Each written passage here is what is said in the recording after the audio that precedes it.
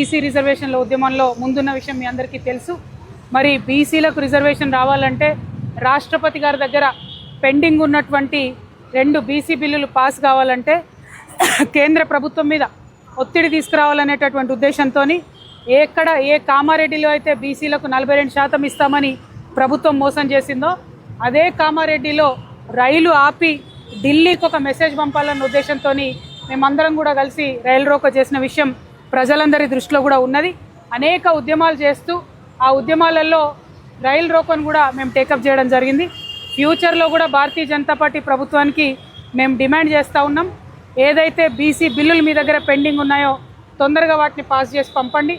మీరు ఇట్లానే లేట్ చేస్తూ ఉంటే ఖచ్చితంగా తెలంగాణ రాష్ట్రంలో ఉన్నటువంటి బీసీ బిడ్డలంతా కూడా మీ మీద తిరగబడే రోజు వస్తుంది. సమయం, సందర్భం, అవసరాన్ని అన్నిటిని కూడా కలుపుకొని అవసరమైతే నిరవధికంగా కూడా రైలు రోకో చేయడానికి మేము తెలంగాణ రక్షణ సేన నుండి సిద్ధంగా ఉన్నామని ఈ సందర్భంగా తెలియజేస్తూ, తెలంగాణలో సామాజిక న్యాయం వర్ధిల్లాలి అని కోరుకునేటటువంటి ప్రధాన స్రవంతి పార్టీల్లో ఉన్నటువంటి మేము బీసీ బిల్లు కోసం డెడికేటెడ్గా పనిచేస్తాం. దేశవ్యాప్తంగా బీసీలకు 50% చట్టసభల్లో, ఉద్యోగాల్లో, విద్యలో రిజర్వేషన్ రావడం కోసం పోరాటం చేస్తామని కూడా మరొకసారి తెలియజేస్తున్నాం. Thank you. జై తెలంగాణ, జై తెలంగాణ, జై బీసీ. కామారెడ్డి డిక్లరేషన్ వెంటనే, కామారెడ్డి డిక్లరేషన్ వెంటనే. మీరేమో ప్రధానమంత్రి తెలంగాణకు వచ్చి ₹1 కూడా ఇవ్వలేదు, అసలు రాష్ట్రానికి ఎలాంటి ప్రయోజనం లేదని చెప్పారు. బీజేపీ వాళ్ళు మాత్రం ₹9,400 కోట్ల ప్రయోజనాలు తెలంగాణకు జరిగాడు. ప్రధానంగా ఒక్కటండి, ప్రధానమంత్రి గారు అన్ని రాష్ట్రాలకు ఇచ్చినట్టే నేషనల్ హైవేస్ మన దగ్గర ఇచ్చారు, రైల్వే బ్రిడ్జిలు ఇచ్చిండ్రు. వారు బీజేపీ పార్టీ మనకేం స్పెషల్గా ఫేవర్ చేయలేదు. నిన్న ప్రధానమంత్రి గారు ఇనాగ్రేట్ చేసినామని చెప్తున్న 1,000 కోట్ల ఫండ్స్ అన్నీ కూడా పేదవాడి కడుపులోకి వచ్చేటటువంటి కాదు. ఎస్, కొంచెం బెనిఫిట్ అవుతుంది, నేషనల్ హైవేస్ వస్తాయి, కాకపోతే పేదవాడికి కావాల్సినటువంటి ఇల్లు కావచ్చు, పెరుగుతున్నటువంటి పెట్రోల్ డీజిల్ ధరలను కంట్రోల్ చేయడం కావచ్చు, పెరుగుతున్నటువంటి పప్పు ధరను కంట్రోల్ చేయడం కావచ్చు, నూనెలు కంట్రోల్ చేయడం కావచ్చు, గ్యాస్ ధరను కంట్రోల్ చేయడం కావచ్చు, ఇటువంటి వాటిలో ఎక్కడ కూడా భారతీయ జనతా పార్టీ ఒక్కడికి కూడా ముందే లేదు. పైగా తెలంగాణకు వచ్చి మనకు పొదుపు సూత్రాలు చెప్పిపోయినరు, ఆంధ్రాకు మాత్రం పోలవరానికి 1,000 కోట్ల రూపాయలు ఇస్తూ ఉన్నారు. అక్కడ పోలవరం కడితే ఇక్కడ మన ఖమ్మం జిల్లా సగం మునిగే పరిస్థితి ఉన్నది, భద్రాద్రి మునిగే పరిస్థితి ఉంది, రాముల వారి ఆలయం దగ్గరికి నీళ్ళు వచ్చే పరిస్థితి ఉంది. వాటి మీద మాట్లాడలేదు. ఎండిపోతున్నటువంటి మన పాలమూరు రంగారెడ్డి పొలాల మీద భారతీయ జనతా పార్టీ మాట్లాడలేదు.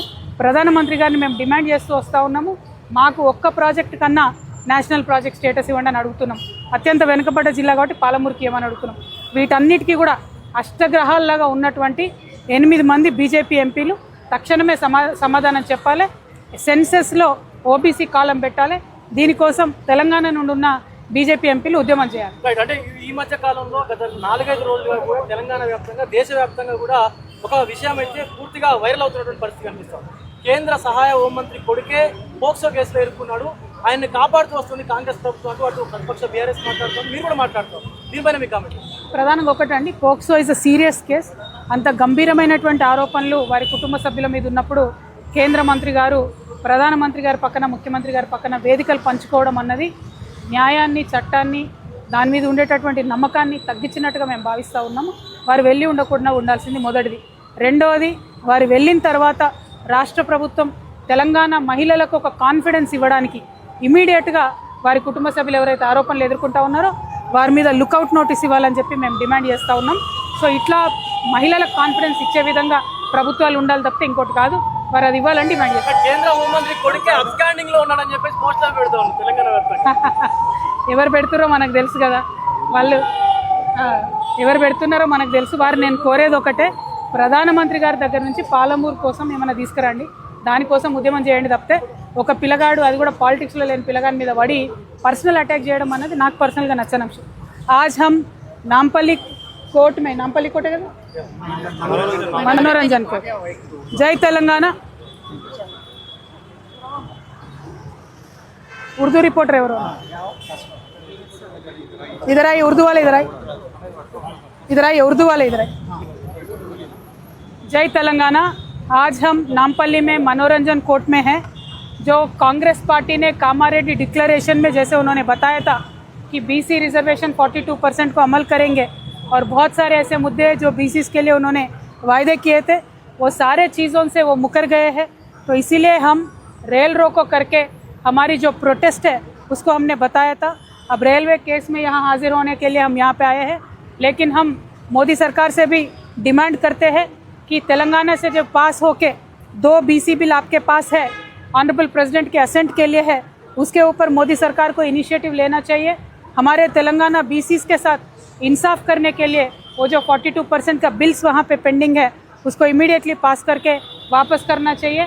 अगर नहीं करेंगे तो आगे चल के हम सारे तेलंगाना के BC के जनता को जोड़ के हम कंटिन्यूअस रेल रोको भी करने के लिए पीछे नहीं हटेंगे।